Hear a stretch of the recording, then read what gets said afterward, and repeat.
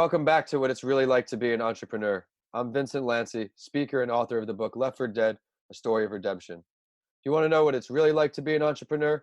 Well, you came to the right place. Whether you're already an entrepreneur or looking to start your journey tomorrow, or maybe just someone who needs a little extra motivation to get through the day, this is the perfect podcast for you. This is the place where you will learn exactly what it's like in the world of entrepreneurship and hear authentic stories of entrepreneurs grinding on each episode.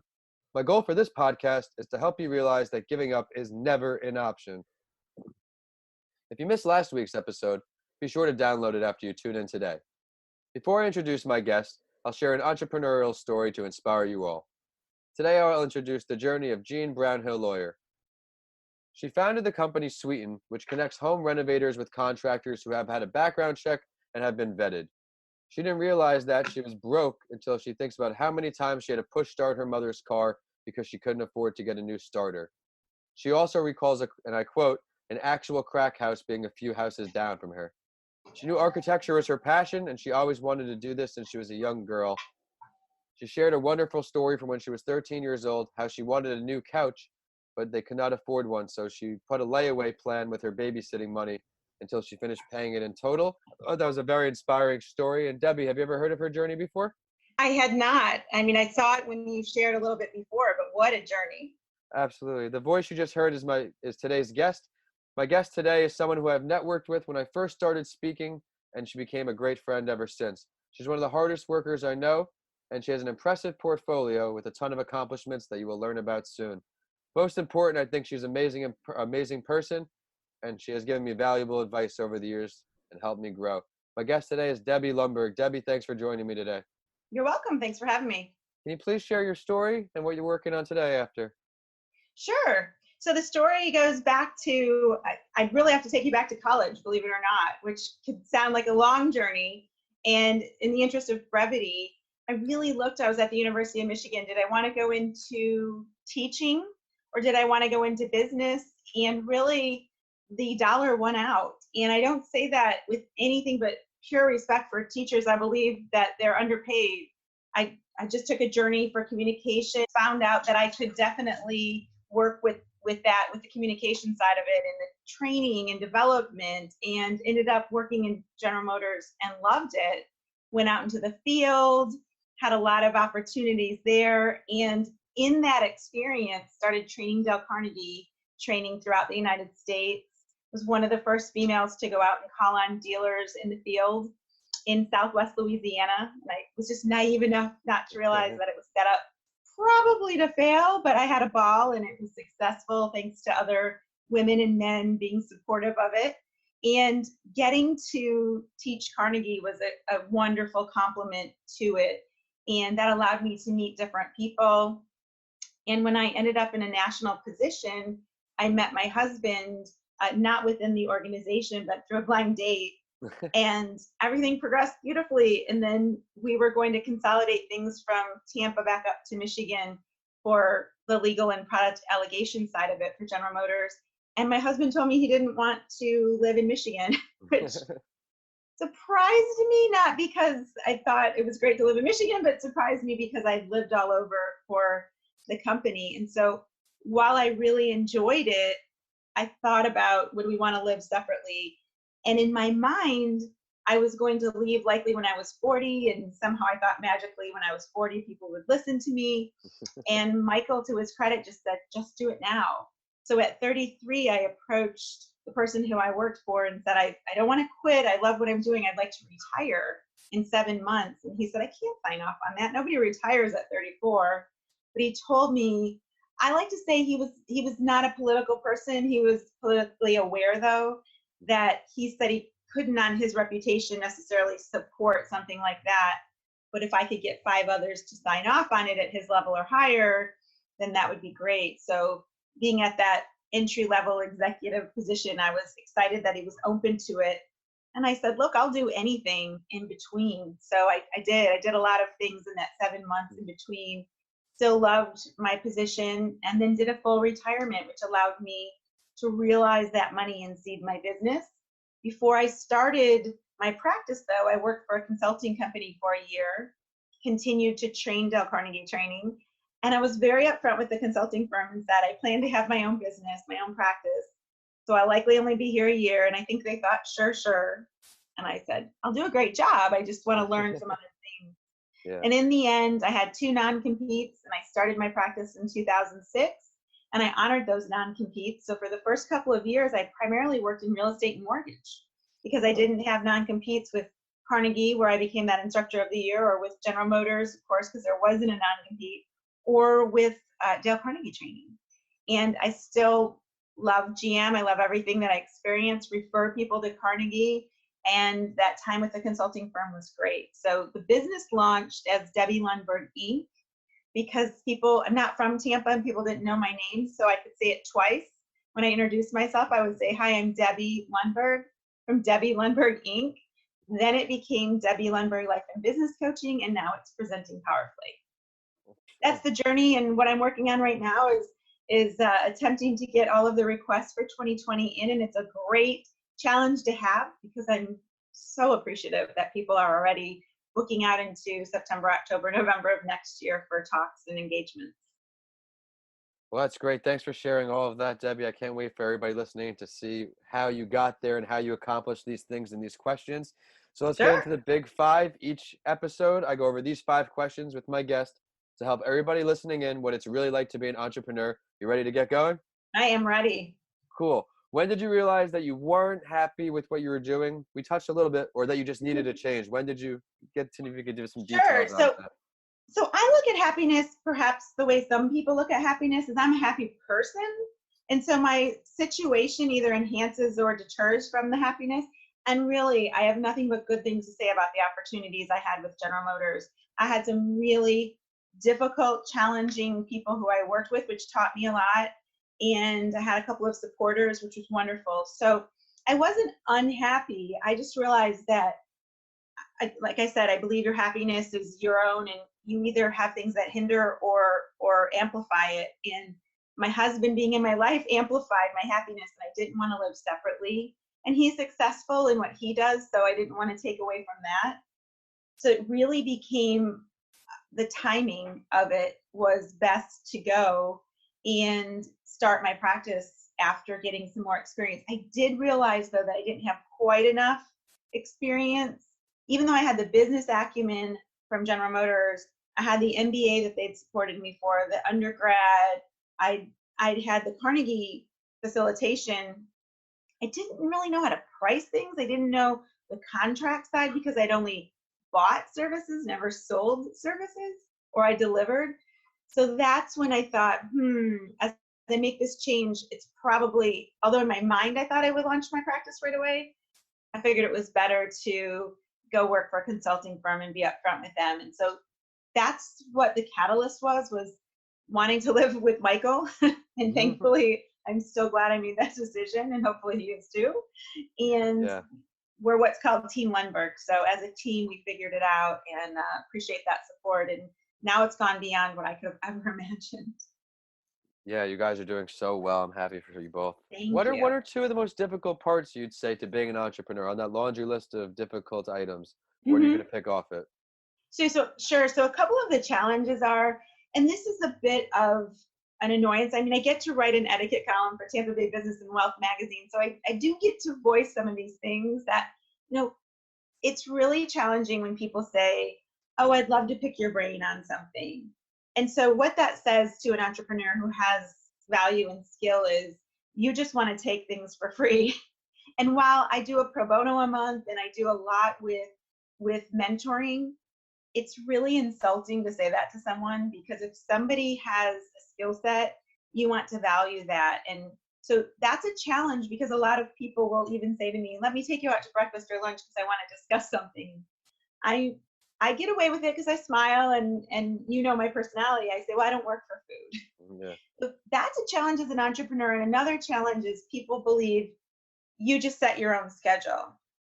And to a certain extent, for some people you do, but it's not that you're setting a schedule that's quote unquote of ease. Most of us are setting a breakneck pace because we love it.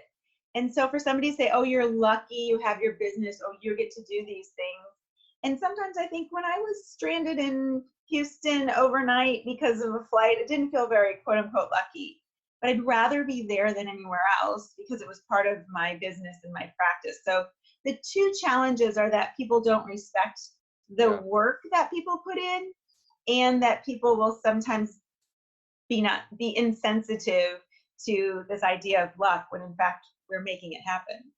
I really appreciate the insight in that answer. It's some things, it comes up a lot in the episodes, how certain positions or certain career outlooks are for some people, but the entrepreneurs like us, sometimes it's 2 a.m. till 2 a.m., Mhm. especially with your schedule traveling from engagement to engagement. We don't Right. get paid for those hours. Sometimes I set my availability, but I don't get the ease of schedule. Sometimes if things happen in a row, that's not very convenient for me, but this is the job I chose. So great answer. Exactly. Thank you, Debbie, so much. What would You're you say welcome. one of your biggest failures was throughout your career, and what did it teach you? Or maybe before your career, as a childhood memory, what molded you? Were you saying, "Hey, I remember this still"? Sure. Well, I'd say from a business perspective that I trusted people too much, and it I don't want to ever lose my faith in people or the idea that I believe in people. At the same time, a fairly well-known organization, we went on to plan for an engagement, and I bought a ticket on good faith, and then they went dark. They never reimbursed me. I had my lawyer involved, and through that learning, I certainly learned that I have things set up differently. There must be a contract signed. Even when I do a pro bono, I've shared that with you. People Yes. sign off on a zeroed out invoice. And in my contracts, it says I will wear a dress and I will fly Southwest because number one, that's my brand. And number two, Southwest Airlines, you can cancel things and have those funds put back in the travel fund. And Yeah. it's not because of the few $100s, it's because of the respect for what works best and what I've learned. So unfortunately, that was a miss that my trusting led me to feel really, I felt deceived and I felt disappointed. And then I realized it was because I didn't have the respect and the practices in place. And really I coach people on business practices. So that was years ago, thankfully. And now I keep those practices in place. And when I ever get tempted not to, I remind myself of the fact that there's risk involved and there could be another miss if I don't stick with it. I think it's another really valuable answer for everybody listening in. Your time is very valuable. It's not about the $200 for the flight. It's about I reserve this time for you and Mhm. respect my schedule. You're Great, right. great answer. I'm intrigued by this next one with you, Debbie, since I've known you for quite some time. Who would you pick to have a conversation with of any entrepreneur, dead or alive?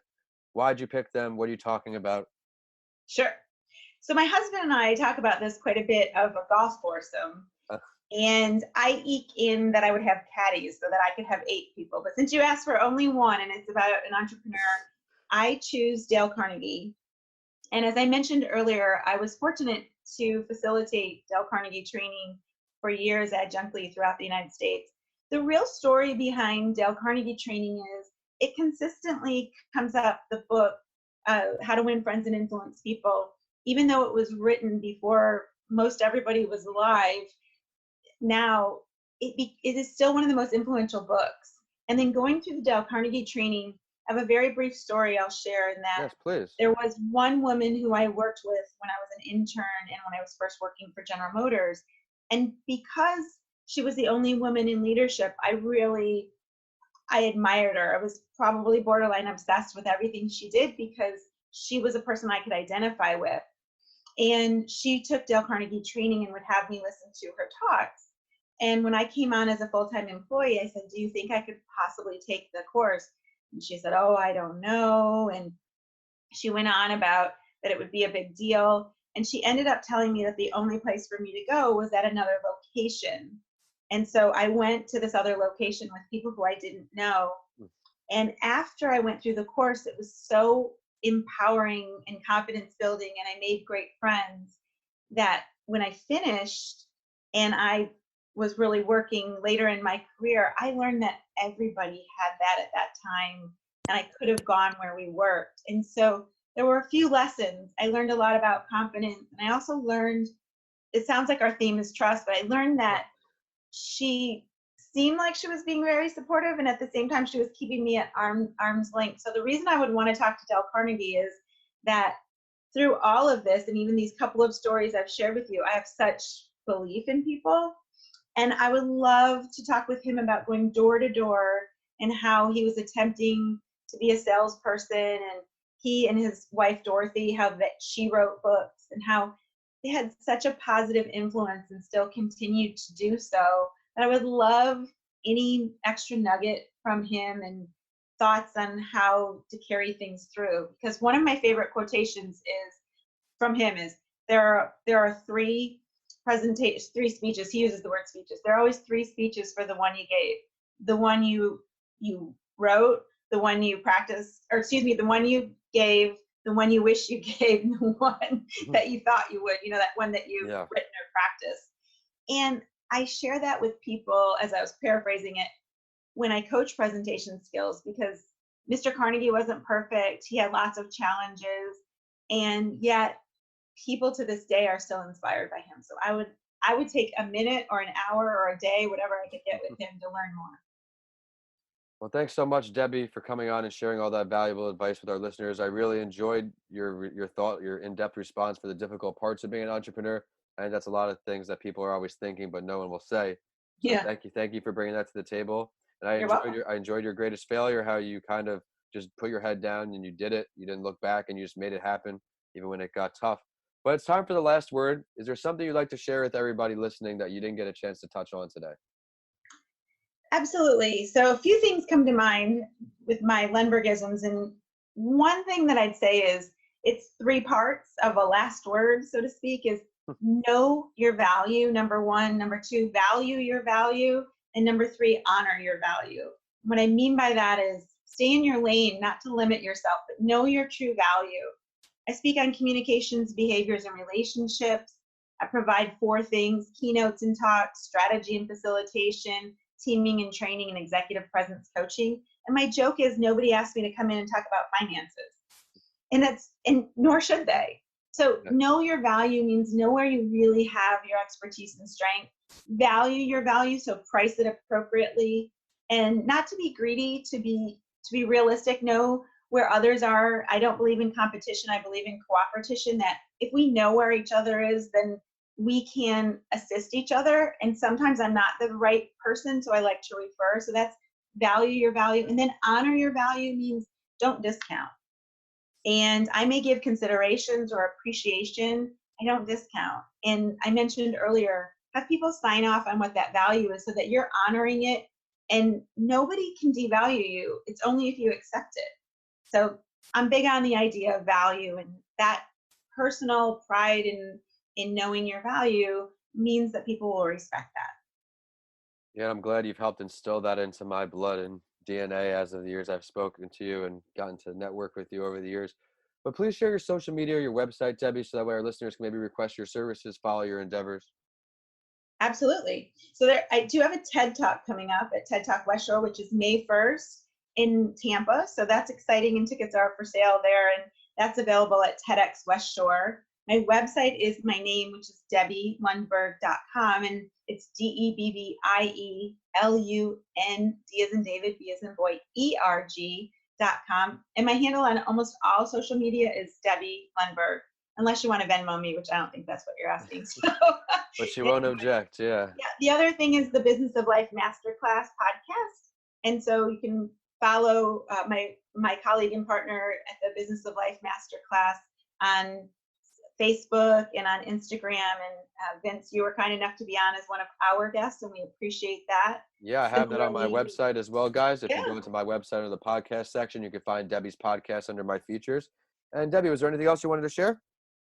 Thank you so much for that, and best wishes on all you're doing, and thanks for including me. Of course, everybody listening in, make sure you follow the show on Instagram at your favorite morning podcast and on Twitter at Podcasts by Lancey.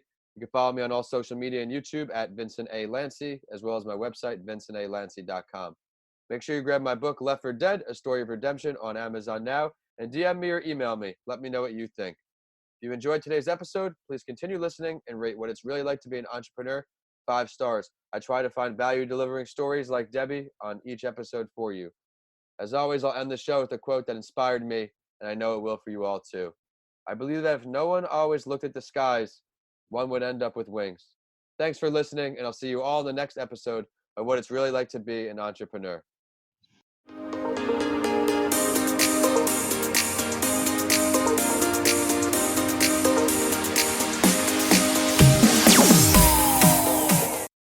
Stay in your lane, not to limit yourself, but know your true value. I speak on communications, behaviors, and relationships. I provide 4 things: keynotes and talks, strategy and facilitation, teaming and training, and executive presence coaching. And my joke is nobody asked me to come in and talk about finances. And nor should they. So know your value means know where you really have your expertise and strength.